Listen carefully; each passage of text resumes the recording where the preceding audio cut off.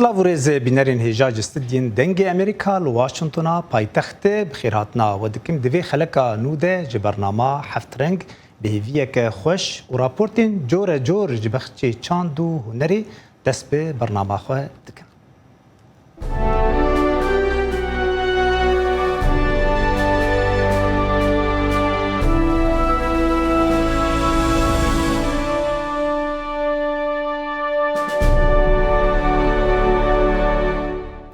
سترانبیج و هنرمندا اپرا پروین چاکار پشتی خباتن برچاو دوار اپرا ده لولاتین اوروپی سردانا آمده دکه اولور دلی خواه به آف با و سترانین کردی گشتکه. پیامنی رامه خدیجه فارقین به پروین ربو و اف راپورت جمره آماده کریه. پروین چاکار کچا میردینی جخونکه بچوک راستیه که مزون چیکر. گو بزنگلور کا خواه یا زیرین سترانین اپرا لسر دکن شانوی نافدار لإیطالیا و ولاتین اوروپی ستران. دنگ بیجا اپرا پروین چاکار به خوندنا موزیکا اپرا و کنزرواتواری لإیطالیا دنگ کلی مزندا و خلاطا باشترین دنگ سوپرانو وردن. جبرویجی خونا پروین اوه گوکار بسترانا کردی یا رسنجی برنگ اپرا بستری و رادستی جیهانی بکه. او هرجار سردانا ولاتی خودکه و حزدکه گوشکانیا آوا هنرا ویجیانی وخوه قارب خوشبونا وانستانی کردی رادستی جهانی بکه. ده سالا 2011 اوی روبوسکی چه ببو پشتویا از کنسرک من هبو لإيطاليا از باورم مبهیست افتشت چه ببو لروبوسکی از گلک خمگم بوم پشتویا مگو از لسر زمانه خو سترانه خو بیجم از به هر زمانه سترانه خو بیجم آریای خو بیجم چما از بکردی جنا بیجم مفکران وسا مفکراند پشتویا از چم سر یوتیوب مدی گلک هنرمندن کرد هبون متخصص از بوان را موزیکا چه بکم و لکولینا موزیکا کردی مکر سر یوتیوب سر گوگل مدی نتنی اپرا هیا ده جهانی ده او موزیکا کردی جه هیا تایبت از نزانی بوم یعنی تاني پروردهیا موزیکا کلاسیکا ما ستاندبو پشتویا موزیکا کردیش بوم وکی دلی من گلک فربو سترانن کردی و اپرا هفدکن هلبستن کردی چیروکن کردی دستانن کردی گلک زنگینن جبر کو به اپرا گلک خوش چید بو مدخواست از تنی سترانن کردی بیجم اما اپرا جی گلک تایبت گلک خوشه مگو از سترانن کردی و اپرا پورا بیجم اوسا یعنی چه بو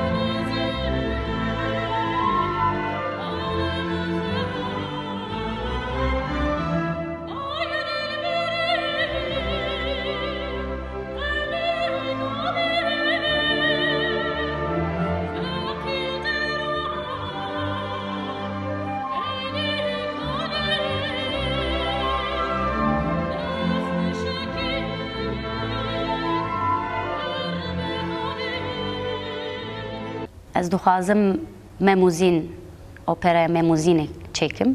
Ji ber ku ez bi însanan, bi muzîkjenên gelek dipeyivim û tekiliya min heye. Ez bawerim demek nez de hêvîdarim em ê operaya Kurdî jî çê bikin. Ez dixwazim bibînim di cîhanê de yani wek nawnetewî û gerdûnî be yani tiştekî wisa ez dixwazim çê bibe. Yani ez naxwazim tenê opera Kurdî lokal bimîne. Divê em herin derve. Yani müzika Kurdî divê biyanî jî yani insanên biyanî jî yani hîn bibin yani fêr bibin, bizanîbin. Di ser sosyal medyayê de me gotibû yani ez sponsorek baş dixwazim ji bo memuzîn. Karsazên Kurd bi karsazên Kurd yani tekiliya min çêbû. Hêvî dikim heger derfet hebe û sponsora me jê heger qebûl bike em dixwazim bînin ser dikê.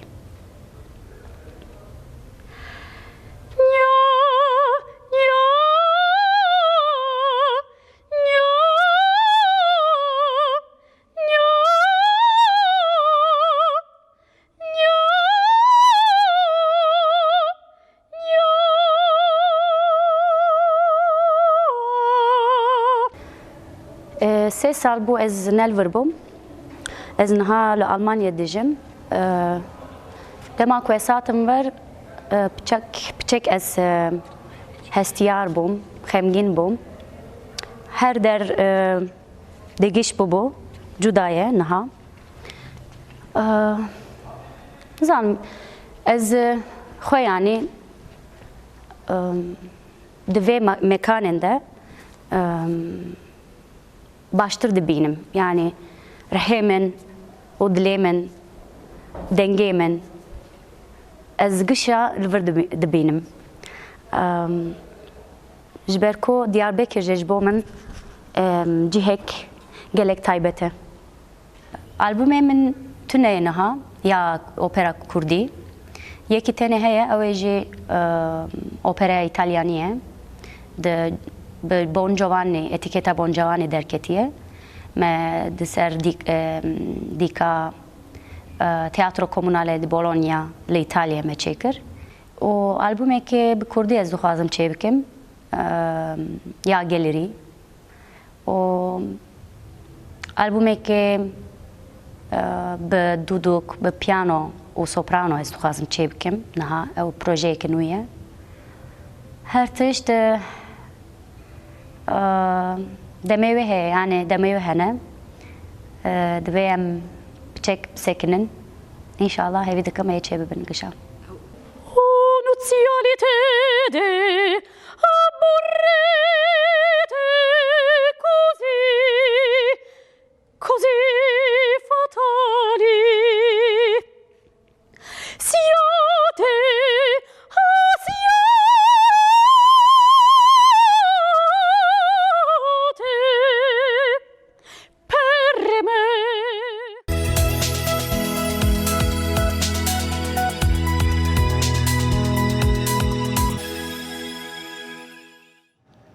Em ji Amedê diçin herêma Cezîrê bi xwezaya xwe, ax û zeviyên ginim û cehên xwe. Hunereke balkêş û ciwan û resend diafirîne. Şêwekar Ekremê Zavê yek ji wan şêwekara ye got şêwazeke taybet bi hunera xwe durist kiriye û padîşah bûye serkêşê tabloyên wî berê xwe bidin vê raporta peyamnêrê me Zana Umer ku serdana Ekrem kir û ji me re amade kiriye. Ji xwezaya Cezîrê ax û dehl û zeviyên wê şêwekarê Ekremê Zavê yê got di sala 1974 de li bajarê Amûdê ji dayîk bûye. Hunera xwe ya şêwekarî afirandiye. Ekrem bi çavekî hunerî li hemû ziravî û hûrgiliyên jiyana rojane ya gund û bajarên herêma xwe dinêre. Da ku tabloya xwe jî biafirîne.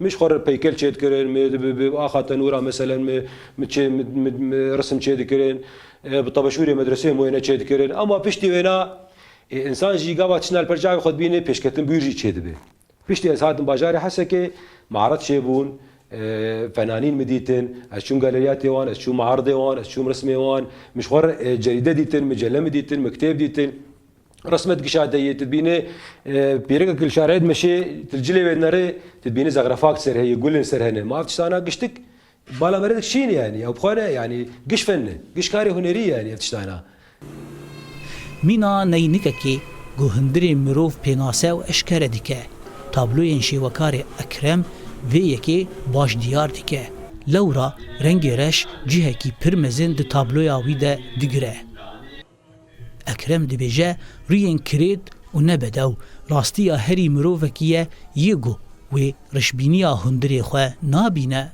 ناسناکه رنقش بالا مريدك شينن بس حري زيدا ازرش بكارتين من نظام يعني ولو تابلو يمدي مش خويا او افكر كرنا هاي جادي قش بفدو في تيغري دان يعني او رنقاناج بفدو تيغري دانا يعني اس شقصي بخوازم ازوان انسان خوشك بك اما تبدي بينن تشتكي رش هندري واج مينه تاثير اخو وباندورا خو سر ما قشتكي سرجاني قشتك شينه لطاقة صالحية يا باجاري حسكي اكرم دكاره رنگ جدا گو لخوازایا وی باجاری پیدا نابن با آفرینه او خوازایا زها و کم کسکایی دهش و چاوین ویده مجار و رنگندنن براستي يعني انا قاوا قزلويدك جيان دكيم الحسكي وقت بيجي مثلا انه خزايا كيمي رنجي كيمن تشتتي كيمن مثلا افو كانيه كيمن دار ودحل تيد كيمن نه اما الفيدك تفولوجي تاثير كلمه بلكي از جاب بحاول انه تشتقد رنجي خد بقلقين بلكي از بخواز وقوي اساس بلكي از فان كارا يعني هي فنانين يدين وقت قال وانكر مثلا حسن حمدان يصب الرفايلي قال لك يدهن بكارتينن فارنجا ورنجر خوشك الجياني بلا بوني يعني افانا اقولوا اجي وكوان يعني فارنجا بلكي مخيلا خبينه مش طبيعه خبينه بلكي رنجي داري قاوت بولا رنجي داري كستني اما قاوا غزلين نرم از نكستني تدبينم از غير رنجي دي تدبينم حسگرن آرامی آشتی نامه یا هری بنرخه یا شیوکار اکرم جلورا او جبو و آرمانجی درسمینه و تابلوین خواه پیشکشی جهانه دیگه جحر ملتي سروي جياني سروي كل الأرضية جيان دكي از رسالة أخو بقي نموي وإنه أفقير كرين أف دمارك شيد بي بسكنة درياوي نسازيرة دريا رسمارة دريا وان وجوهي قد تدبيني حرشافي كيوان ذكي سري وان قطان دي نجي وان قطان دي بي دستن بي نجن يعني داعش دور شصدمتي دوري مبوجي المرسمة خو مدرسمان هنر دکاره روی کرد ای ویرانی و کشتن و شر بدو بکه تاوی گوجار جاران مروف نچار دبه راهجه چکا خواه و پاراستنا هنرا خوشی بکه لی تجاری او نابه تابلویا راستقین بو هنره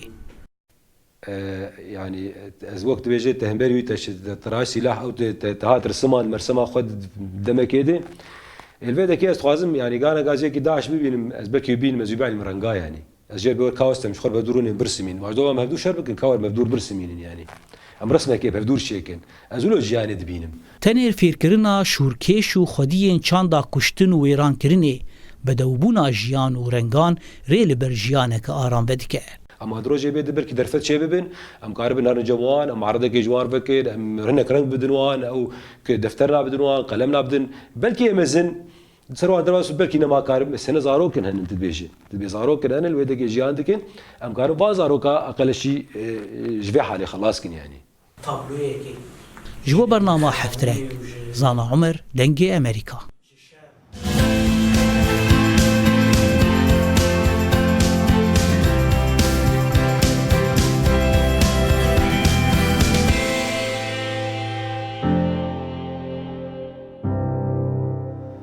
افجی چیروکا حسکریه کی موزیک و سترانیه گوج چل سالی و کاسیت و سیدین هنرمندا ده هفدود فروشه او تینه زمان گو هنر به حسکرین خواه نکاره بریوه بچه Gazem amuza Mirdin herrime Malere şemamuza Gencerekime نیهاد نزیکەی 45 ساڵە تۆمارگەی کاسێت فرۆشتنی هەیە. ئەو سەرباری ئەوەی تۆمارگاکەی سەرچاوی بژێوی ژیانێتی هاوکات خۆشەویستیەکی لە ڕادەبەدەریشی بۆ هونەر هەیە. من لساڵی نەگانە 74 و 75 شریتم سندووە دی کۆکەمە و گۆرانی دوڕەکان کوردەکان خۆمان ئەجنەبی هندی لوبنانی کۆرگشی هاالام موسیقە زۆر هاالام زۆربەی موسیقەی ڕۆژاوایەکان. نیهاد هێندە هونەردۆستە هەوڵی داوە کاسێت و سێدی زۆربەی هونەرمەندان کۆ بکاتەوە. لەگەڵ کاسێت و سیدی فرۆشتندا گۆرانیەکان بۆ کڕیارەکانیشی دەڵێتەوە.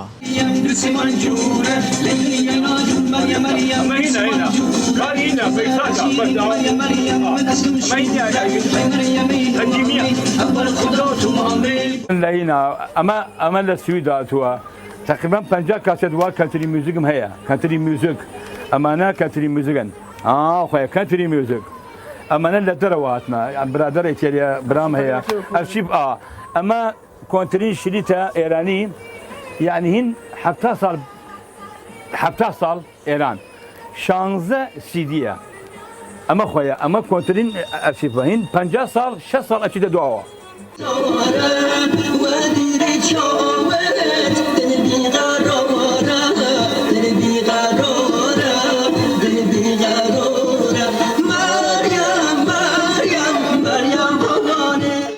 والله من امشي ترى لبقى كويا كما للبنان بوم تيرن خمش جرامه لايران لا فمرقا كونا كان فيام كردو لطهران لكرماشان للسنا لكردستان خمان لزاخو جرامه كما مثلا فمرقا عبد الخالق لا هين شتي بريد شتي او المسدس كوتوا دي كرماجيش زور هالام رادي اليفان هاشتاغ غورانيا هر هاشتاغ هما این ساڵ نازم شەسەگانە ڕادێ ئەلیڤان بادینان ئەمە گشتی بادینانین. نیهاد لە هونەردا هەمیشە حەزی لە نوێگەری بووە بۆ یەکاتێک ئەو کاسێتی هونەرمەندانی ڕۆژاوایی فرۆشتووە ئەو جۆرە هونەرە لە ناوچەکەدا نامۆ بووە. ئەوە زانیی بوو نا هەر منداڵ بووم تەمان گۆرانی شەرقی مەقامات من کەی مشکلە ئەوم هەیە نەژن بووە نەت بەدانم کردی ئەمە چیم ئەمە چیمە حەز لە مۆزیقەی جازمە کرد جاز. سەگۆرانێک هاالام ئەمە هی ساڵ 76 ئەم گۆرانیە زۆر حەزی لێ کردم ئەمەش زۆر مهم بوو ئەمەش هینە کۆڵکشن 11 گۆرانی بێژن ئارت کۆمپەنی هینە لایڤ لایڤ بخۆنێ لایڤ لایڤ یعنی هین وەکو جێن لایڤ یعنی زندا ئەژین بۆ ژیان ئەمە فاڕەوەی تایە دیمەسرۆزس یعنی دوورم لێت ئەمە مادونێتێ ئەمەشان هەڵبژاردێکە ساڵ 70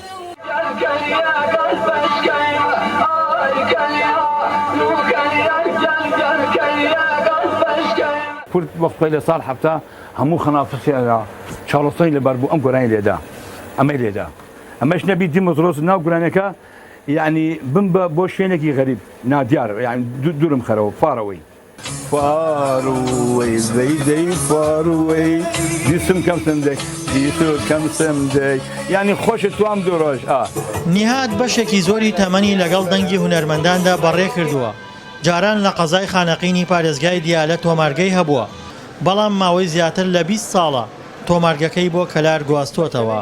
دڵشادەنوەر دەنگی ئەمریکا کەلار.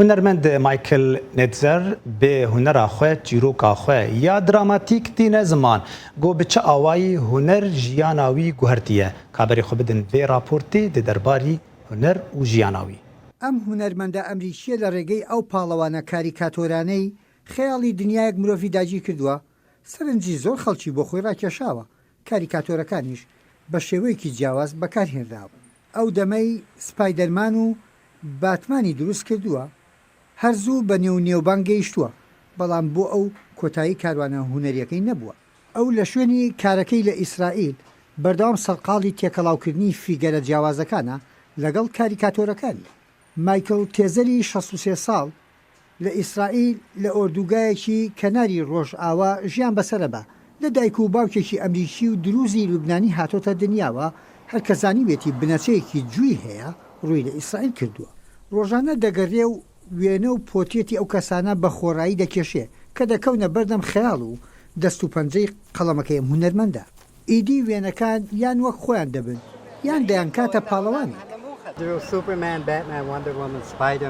سوپەرمان و باتمان و سپایدەمانم وێنە کێشا. دوای 3 ساڵ لە کێشانی ئەو پاڵەوانانە زۆر ناودار بووم کە گەیشتمە تەمەنی 22 ساڵ بۆم دەرکەوت. ئەوە ئەو ژیانە نییە کە من دەمەوێت. پاڵەوانە کاریکاتۆرەکانی لە نێو خەیاڵ و واقعدان وێنە کێشانی ڕۆژانەی فیگەری جیاواز بەردەوامی داوە بە خەیاڵ و بەرهەمی ناوازە. نەک بە تەنها ژمارەیەکی بێشمار خەڵکم دیوە کە لە ژماردن نایەت. بۆ من وای دەبینم بە ملیۆنان دەم و چاوی ئەو پاڵەوانە شەڕنگێزانە لە ئیسرائیلدا دەبینم. دەم و چاوە جیاوازەکان لە وڵاتێکدا فەلەستین و ئیسرائیلیەکان سەرڕای جیاوازیەکانیان لەسەر ئەو خاکە ئەژین.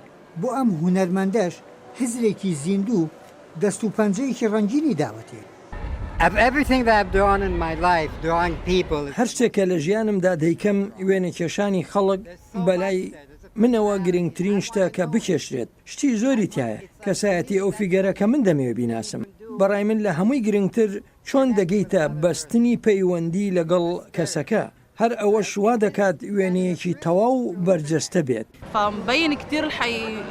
وێنەکە زۆر زیندوو واقعەیە. ئەو کەسێکی سەرنجڕاکێشە دەچێتەنەوە وێنە کێشانەوە. ڕۆژانە ئەو دەم و چاوانەی وێنەیان دەکێشێ لە کاتی دروستکردنی پاڵەوانە کاریکاتۆرەکاندا ڕەنگ دەداتەوە.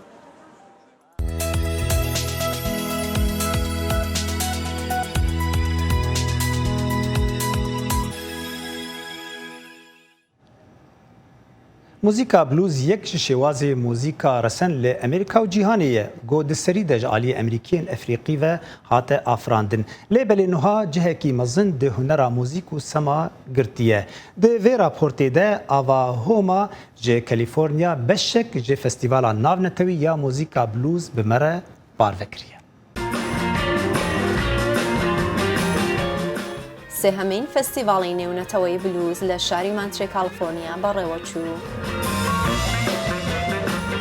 بلوز شێوازێک لە میوزیکە کە یەکەم جار لە سەدەی 19 لە باشووری ئەمریکا دەستی پێ کرد.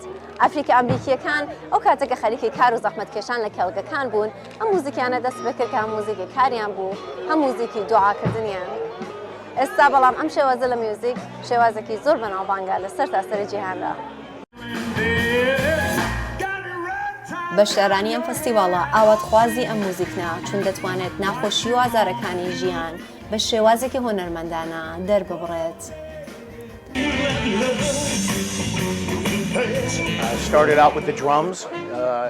یەکەم جار بە درام دەستم پێکرد ئەو کاتە لە مەکتەب بووم.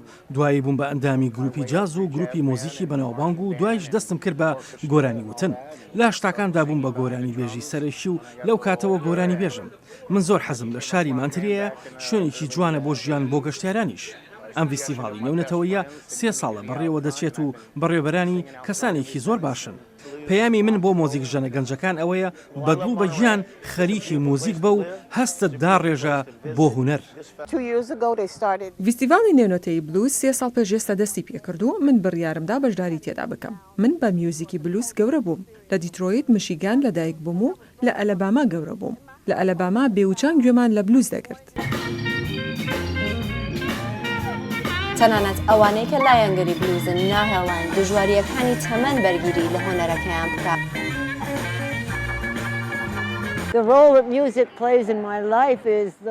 میوزیک لە ژیانی مندا بەقەد دڵم بەقەد ڕنگ و پێستم گرنگە. 62 ساڵە لە فیستیڤاڵی میوزیکیدا پیانۆژەنم. ئێستا تەمەنم 90 ساڵە. خەریکە دەبم بە 91. هێشتا میوزیک پێشکەش دەکەم. بۆ من ئەمە شتێکی زۆر سەیرە. بڕوام نەدەکرد هەتا ئەم تەمەنە لە فیستیڤاڵی میوزیکیدا بەشدار بم. فستیڤاڵی موزیک دەرفەتێکە بۆ بەرزڕاگرتنی هۆنەر و هونەرمەند، دروستکردنی بیرەوەری خۆش بۆ کۆمەڵگا، خزمەتکردن بە کولتوری وڵایەتی کالیفۆرنیا. ئاڤاهۆما، دەنگی ئەمریکا، کالیفۆرنیا.